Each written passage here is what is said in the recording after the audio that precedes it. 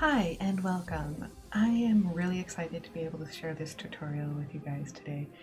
We are going to be making a sampler to create and test your World Anvil themes so that you can make your worlds just all that more unique. World Anvil has some really great themes already, but for me, I'm a tinker. I like to make things just so. I hope that I can provide you guys a set of tools and a jumping off point. Everybody does things just a little bit differently, so take what I show you, run with it, make it work for you, okay? Let's get into the tutorial, and I seriously have been looking forward to sharing this with you guys.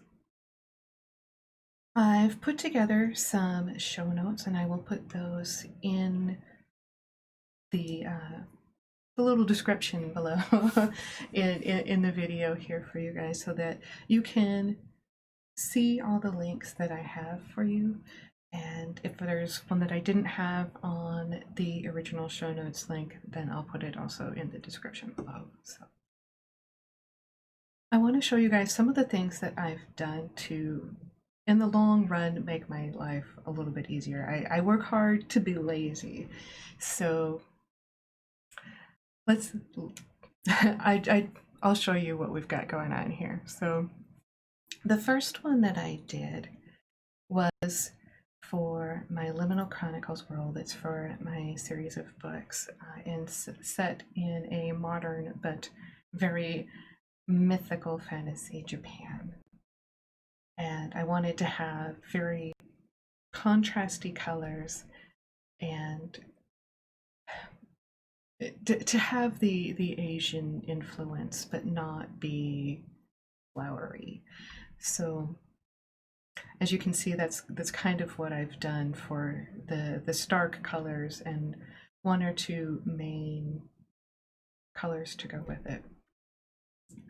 I set up my formatting samples in kind of the order that I generally use them. I also put a little navigation menu over here so that, because this page is really long, it isn't as organized as some of my other worlds, but again, it was my very first one, so I've been learning as I go.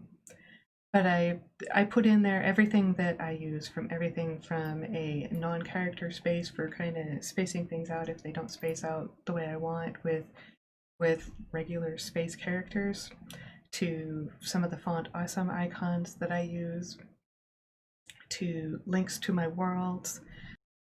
We'll be able to run with that. You can see I do subscriber groups all the time, so they're near the top. I put them as like team secrets, so that if you join Team Umeji or Team Nakamura, that you can find out secrets that go along with that character, or would if that character knew about them. Some images I use. I do a whole bunch of things. My story stuff, several of the different containers I use, and different classes for things. I also have a sampler of everything that I use for, like, the Bootstrap containers or the World Anvil containers, the fonts that I use for my world, text examples for headers and dashes, and lists of different things, different colors, and how they show up in my world, so that I can know how much contrast that I'll have. Set text samples so that I can know that all of the characters I want covered are covered with the particular font that I use. I also had to do a sample with Japanese because my Liminal Chronicles world has Japanese characters in it for the character names and some of the place names. So just so you can kind of see what I've done with the first one. I'll go through the other samples much faster. There's the Aurora theme that I did for my author world where I share just kind of my stories and some of the things that are going on for me as an author. It's kind of like my author blog. So at first I created a color palette, and I will show you guys later a link on how to create your own color palette. But I make some notes at the top of what to expect. I put in my color sampler, and I always have lots of colors, unless it's a very stark color contrast one, but most of my themes have lots of colors and gradients that I use, and I make each of these a class. I put up examples of the containers that I will be using that aren't specific World Anvil containers. I show what my highlighting will look like, and again, the colors, different fonts, different font sizes, progress bars and whatnot, just so people can kind of see what's going on. And I always include whatever font awesome icons I'm going to use.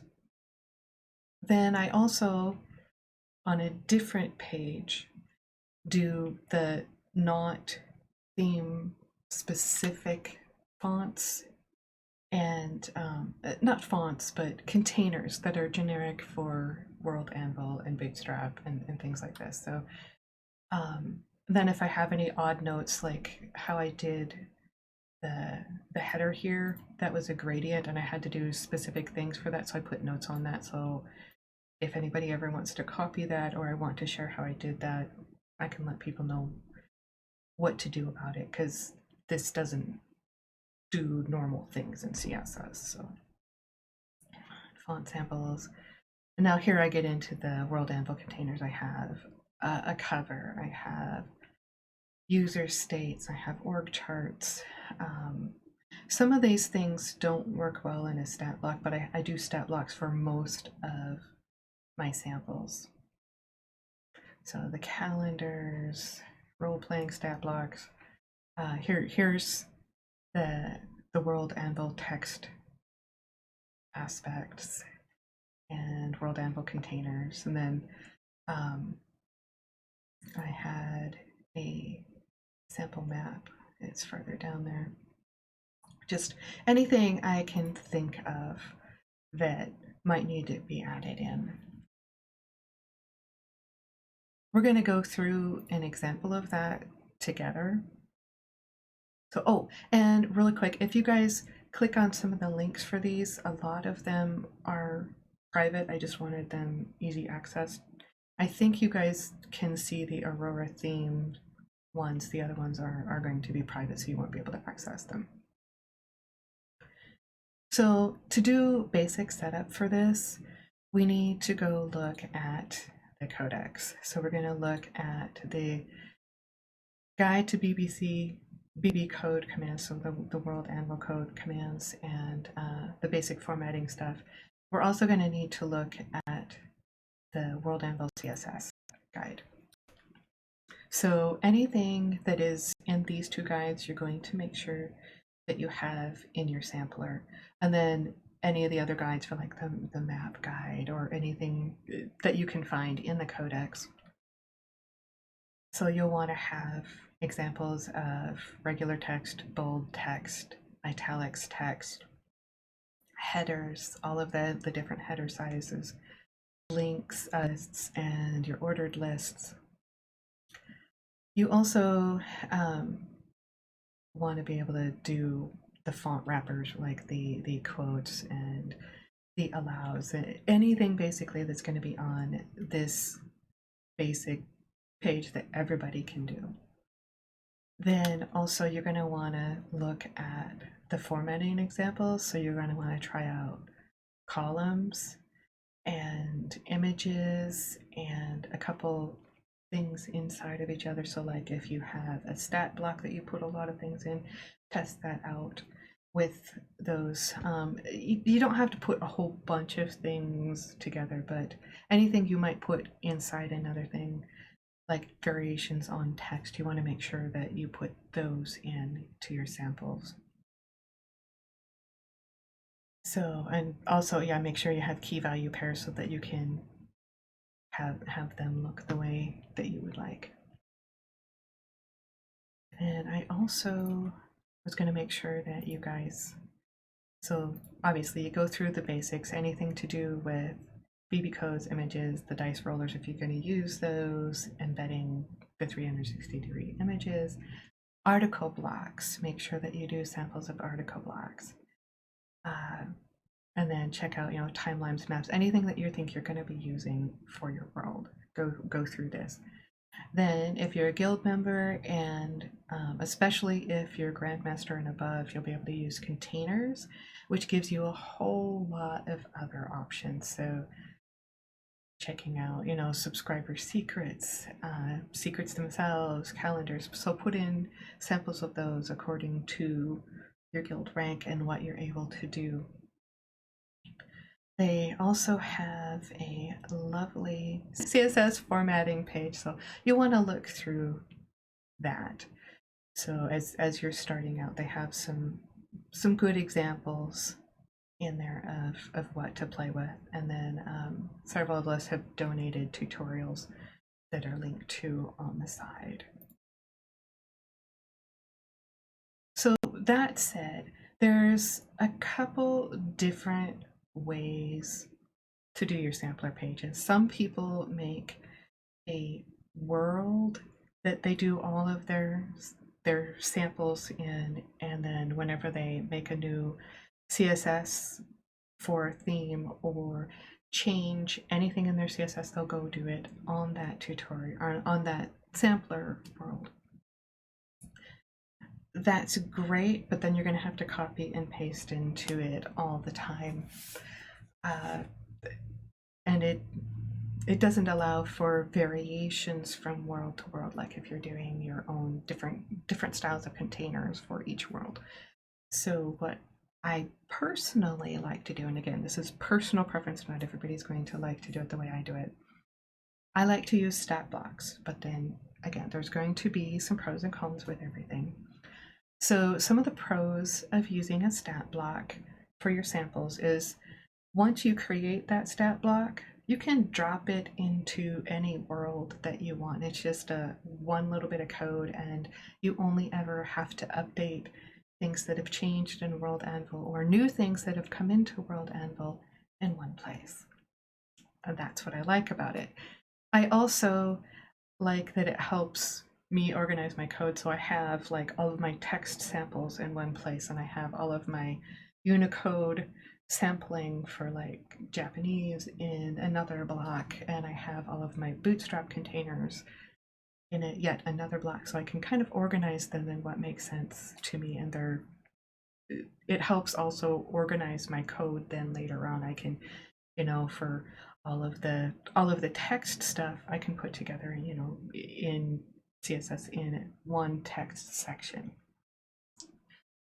The cons, though, are that stat blocks, at least in the past, have been a little bit more picky about spaces in return. So if you get columns that aren't quite even, take out your returns and extra spaces and see if they even out a little bit more. The last test I did, it seemed to work a little bit better, but just know that that's a possibility that you might have to look at. Sometimes things don't always work exactly the same in stat blocks. So if you have an article block, that's the biggie that I've noticed that behaves very differently from a regular article in a regular article versus in a stat block. I have to style them just a little bit differently. Some items you in your CSS list, and I'll show this a little bit later, need to have the user CSS.stat block plus whatever element or class or whatever you're working on in addition to that. So you'll have your regular name, then comma, user CSS stat block, and that again, so that it covers what's outside of the stat block and what's inside of the stat block the same. It's not very many things, but there were a number of things that I did have to go do that for. So just so you know that that's a possibility that you're going to have to look at. But overall, I absolutely love using stat blocks because, like I said, I can just copy the stat block number and pop it into my new world and be good to go for my samples.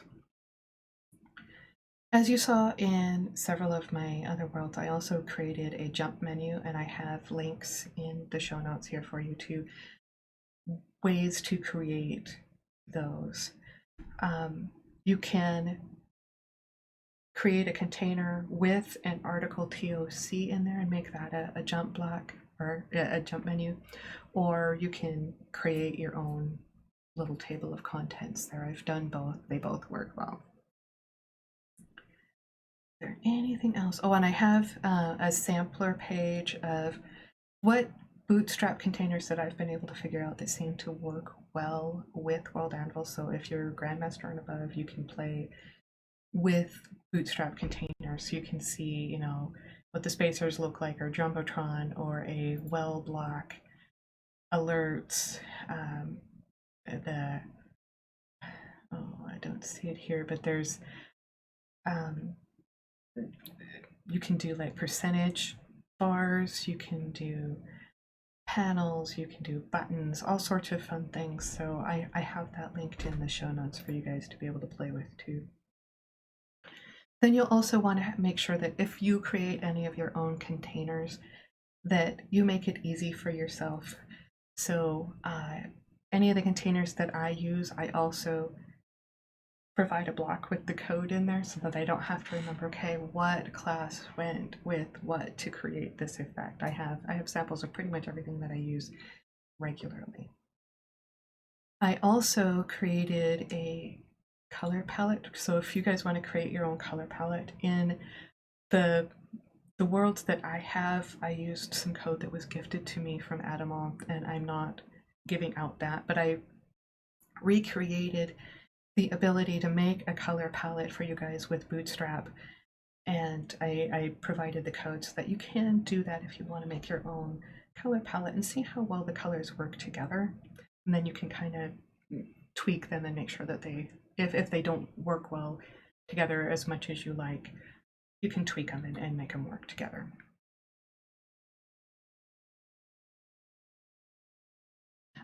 As you saw, I also make a list of my font awesome icons and provide the code so that I can just copy and paste them, because I hate trying to, okay, go to font awesome, copy the thing, edit everything else. I just want to copy, paste, and be done and go for efficiency, because I have a lot of other things to do. There's a lot on my plate. So, well, let's go make a sampler. In my Hacks and Help world, I didn't have a sampler yet, so I thought that might actually be pretty helpful to actually go make one. And so what I was gonna do is go and look at the stat blocks, and I'll show you what I've done inside my stat blocks. And then we'll use the stat blocks for there. Most of my stat blocks are over in my Liminal Chronicles world. I've tried to organize my stat blocks into what I think are logical orders so I can find things. So I will definitely want the Bootstrap containers one. So I'm going to copy that and paste that in here. I always make a comment so I know what block this is, because otherwise it gets hard to know where you are at in there, especially if you have a big long list of a whole bunch of stat blocks. I'm going to hop over to Liminal Chronicles here, and we will pull up our tables there, or not our tables, our blocks.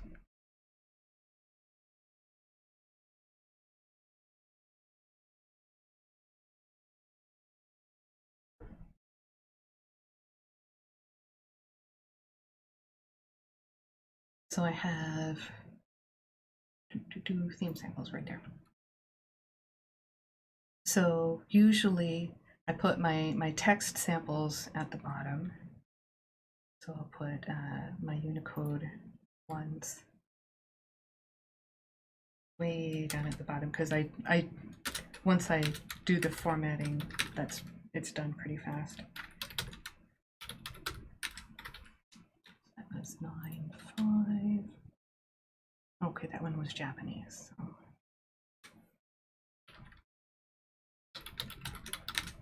A lot of my worlds, well, okay, my main world that I am most often on has Japanese characters in it, so I made sure to have those samples of that available so that I know it works. My Latin Unicode formatting.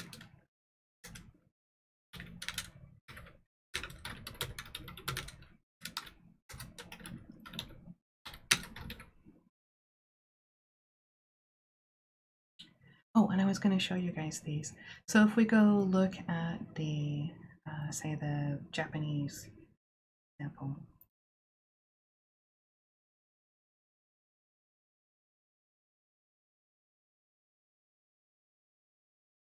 So I just have different samples of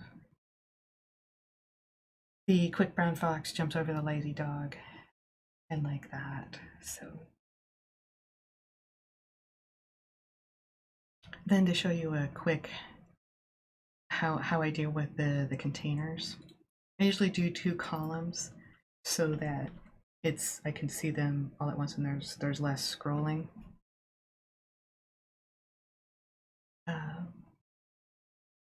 can't remember if I did on this one or not. Let's take a quick peek at it. But I do columns, 3 columns, dice rollers, tag lists. The tag list I couldn't do in a stat block. So there's a few things you can't do in a stat block because you have to have the world associated with it for it to work. And when I created this stat block,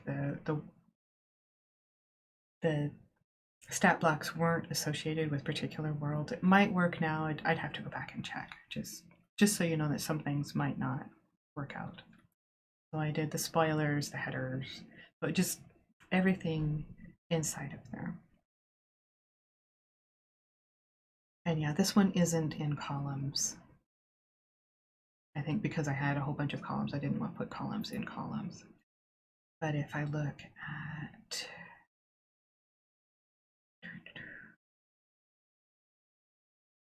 maybe I did the text one. I can't remember. I'll have to go back. I know I did the bootstrap one in columns. Yes, this one I did in columns, just so it wouldn't take up so much space going down the screen and I could find things faster. So I have my headers, some paragraph text, drop caps, all of that. Everything that I could think of. But I did have to be careful of extra space. But again, I think this is improved since I first started using stat blocks. So, all right, we'll continue to drop our stat blocks into our sampler. So I wanted the bootstrap, the Unicode, the World Anvil containers, and text.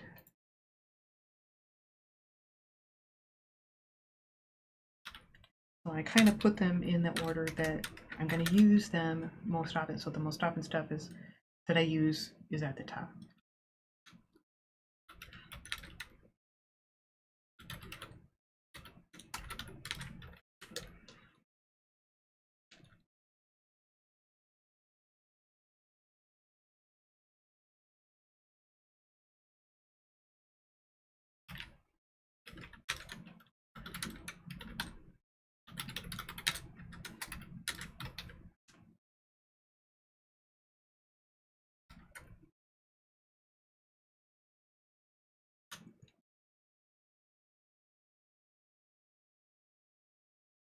All right, so let's take a look at our initial sheet. I'm going to show you guys a couple more tricks that will actually be useful so you can do copy and paste of some of your specialty things. But here I have all of my different containers and bootstrap and my text samples. So I know what that looks like because my theme was the hacks and help was the second theme I did, and it could use a little TLC. So this will be really nice to have to work on. I also like to set up my, what do you call it? I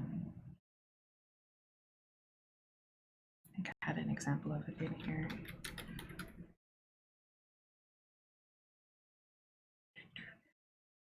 Code snippets, there we go. The code snippets for anything that I use. Just remember, if you're going to use code snippets and comments, you need to put a space in between the slash and the star, or your comment won't show up. But then when you paste it, you're going to have to take that space out, or it will show up and you're going to be frustrated and look for it, because I've done that like 50 million times. So if you have just a generic set of like CSS code that isn't World Anvil BBC code, then you can just put it between two code, BB code.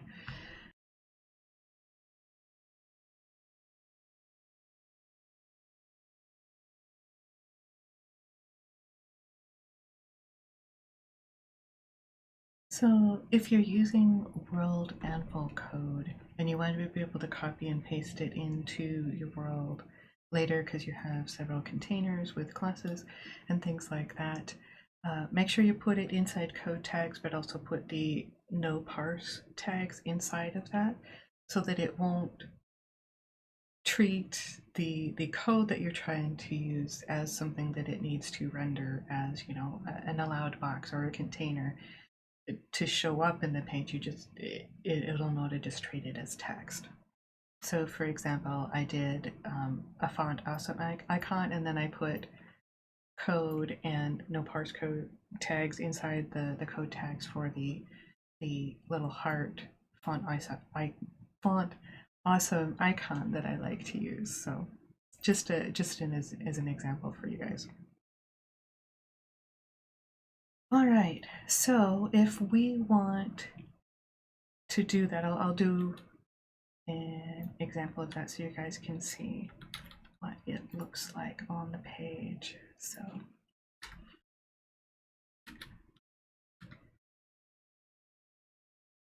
I was going to just copy and paste one. Let's do the squirrel, he's cute.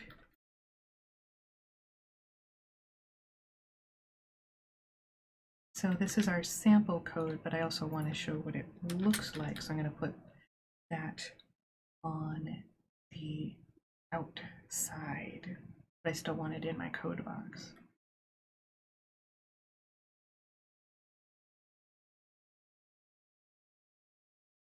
Oh, there's our sampler.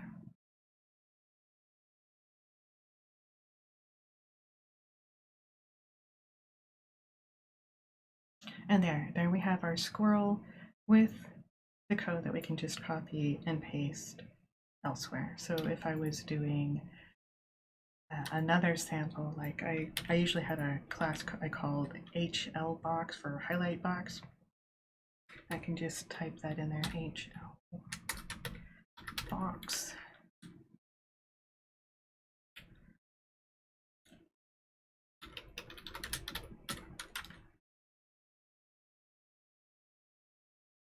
And then copy that right into the no parse tags.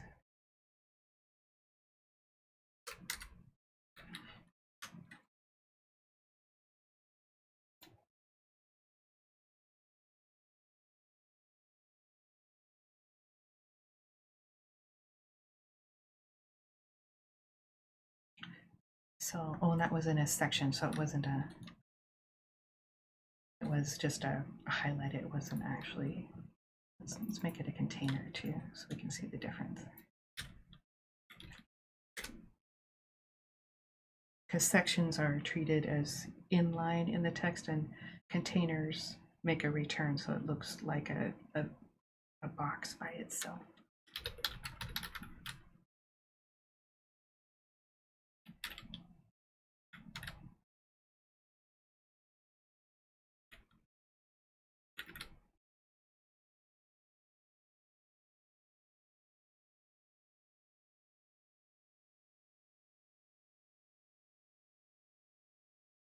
So there we go. We have a box and a highlighted text. Then you can just copy that, edit your text later, and be good to go. So if you just have a few containers, you can easily remember them. But when you have several thousand lines of code and several different classes of containers that work together, and I can never remember what order to put them in, or I can't remember the 50 zillion different classes that I have, this is what I do.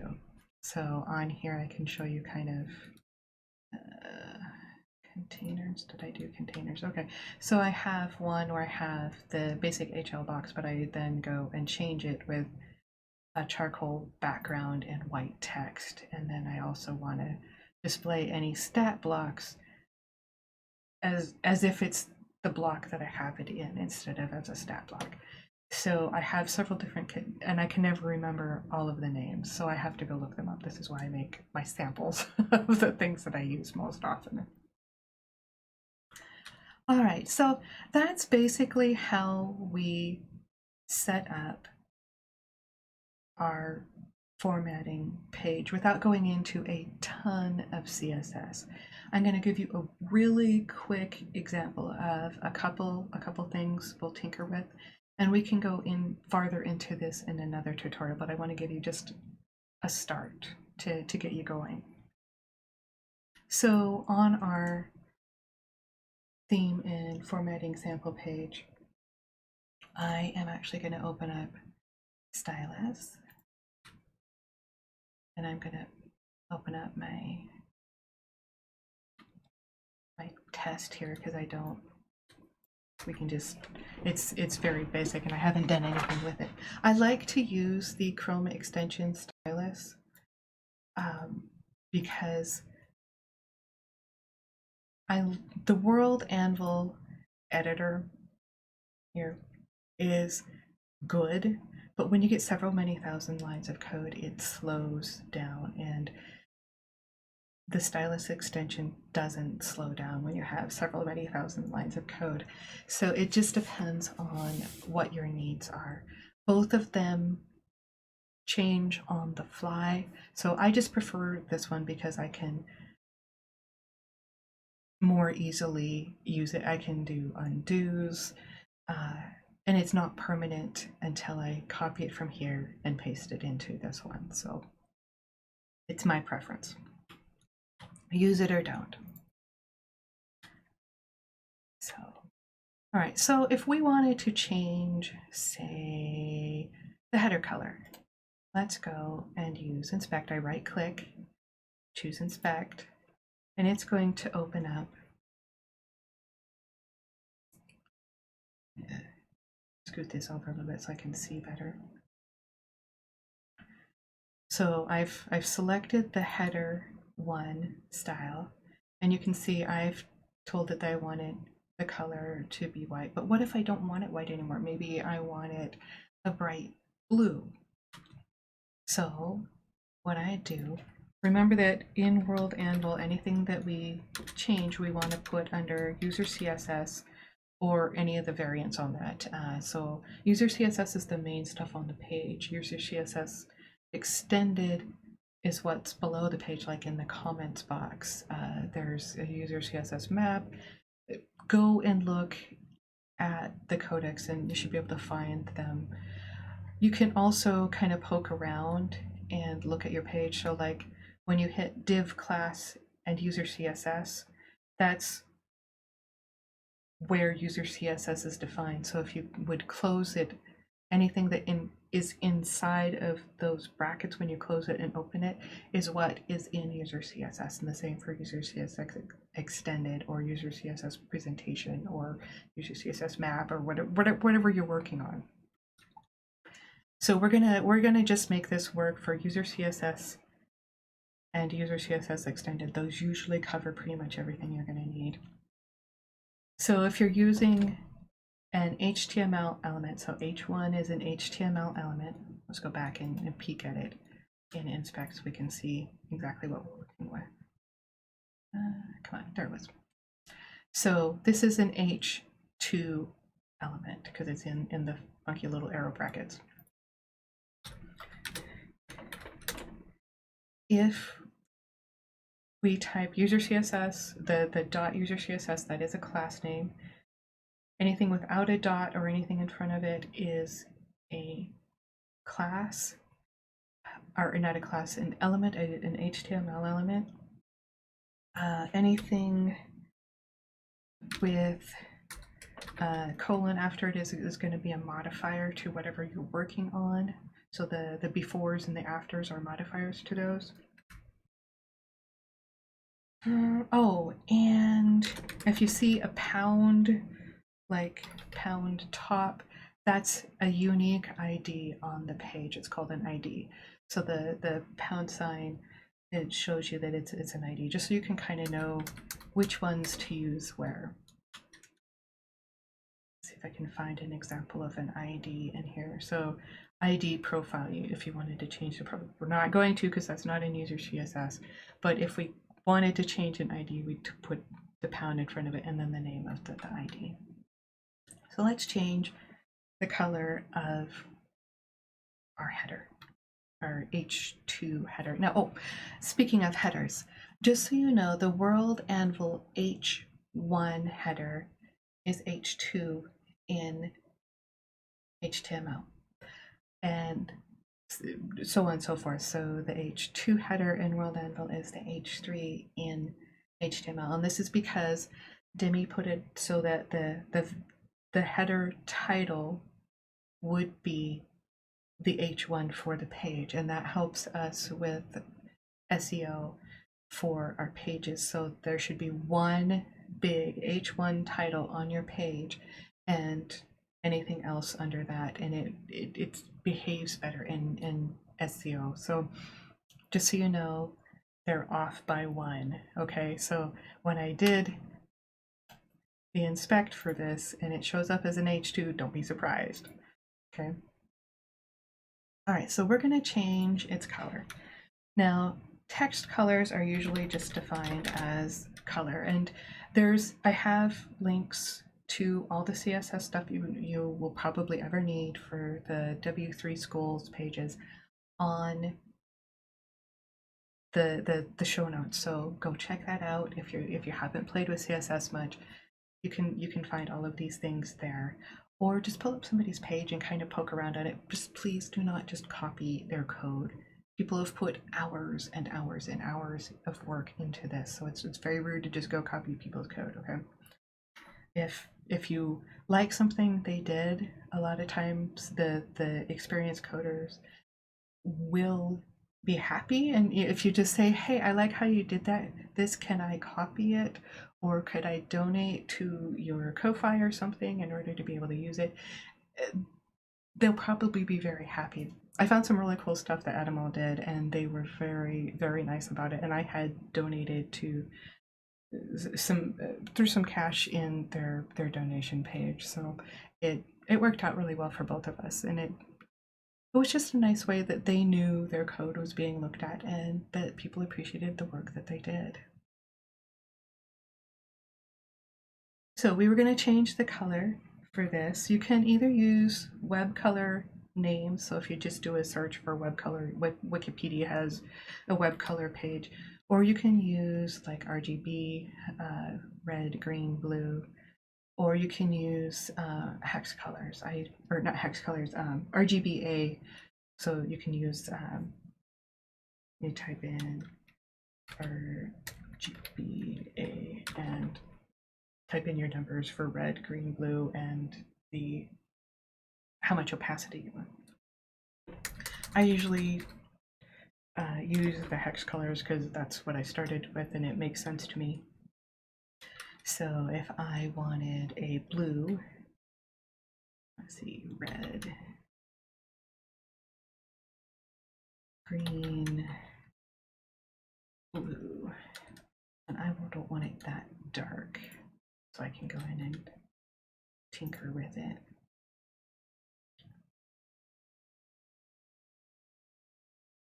That's a pretty light blue.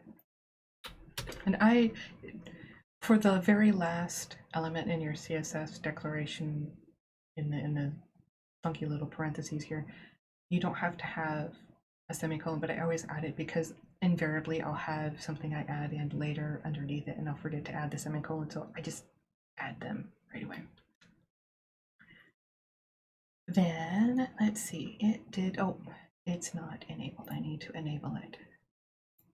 So there, our header turned a nice pretty blue, and I might want it a little bit brighter so that it shows up. There we go. Now let's go change something a little bit harder. Let's change my box. So the class is HLBox, and the visibility toggler is just something that Demi added so you can turn things on and off on the page. You don't have to worry about that class, but I can go in and maybe I'm just going to type it out. It'll be a little bit easier. For your own classes, you don't have to add user CSS in front of them because Demi won't let us put stuff where we can't put it. So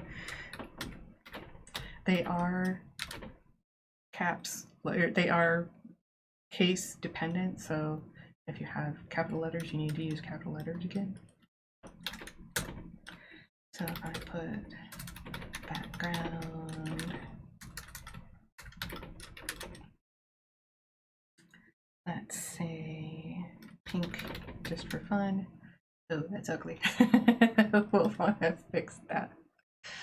But that changed our colors.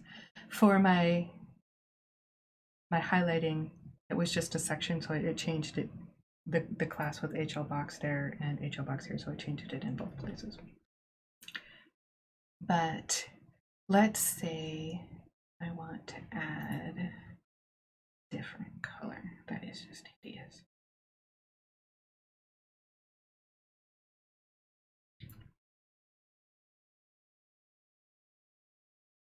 That's pretty much the same color it was. There we go. The yellow's not too bad. And let's say we want to change the text color so we have a little bit more contrast. The text color was color. And then we can see it really nice. If we'd like to edit the next header down, let's look at this header 2, which is actually H3 in HTML. We can go in and just, let's make it the same color just for ease here. Oops, I need a comma there.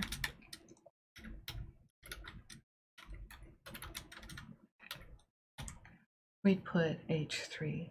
Now, for some reason, this is not being overwritten, and I think that's because it's an issue with the stat block.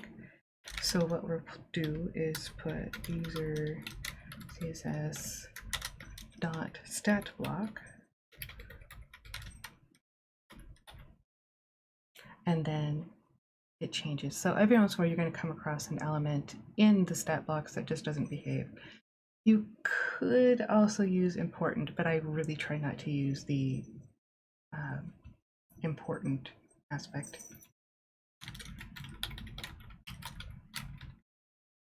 Like this, and it will override anything else. But it's best practice not to use that if you can avoid it. And if you hear the jingly, that's my cat coming to say hi. Hi, Tuna.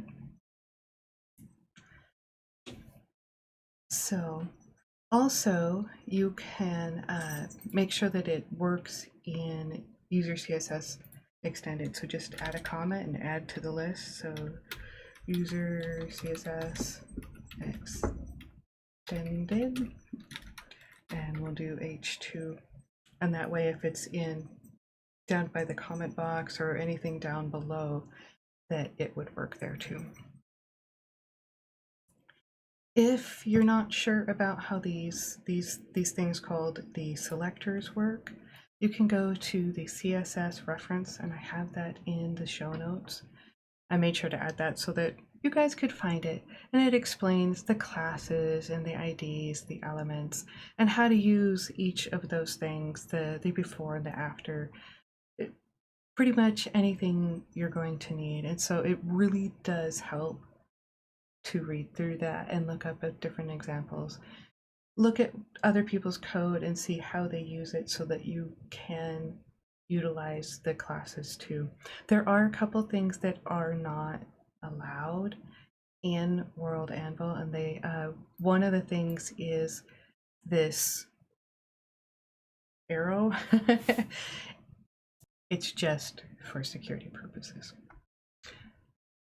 That said, let's go in, and if we decide that we like what we have for our code, what we're going to do is copy everything out of the stylus CSS, because this is only for me to see. Stylus doesn't affect what everybody else sees. It's a local copy. Then you take everything out, paste it in, and save. I'm not actually going to save because this is not my full listing of code, but this way you can kind of see what happens. I'm going to back that out so that it doesn't save it. Another thing that I do is I keep a local copy of my code just in case I would mess it up and I don't want to lose thousands of lines of code, just so you know.